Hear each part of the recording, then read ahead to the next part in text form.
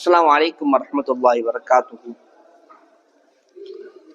நம்மளுக்கு அல்லாஹு தாலா பல்வேறு விஷயங்களை ஹராமாக்கி தந்திருக்கிறான்.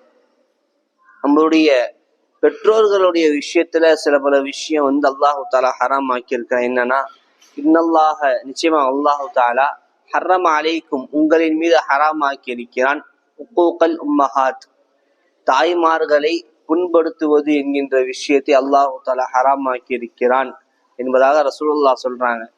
இந்த ஹதீஸுடைய கருத்து என்னன்னா, நம்முடைய தாய்மார்களுக்கு நாம் அடிபணியாமல் இருப்பதும் அது ஹராமான விஷயம்.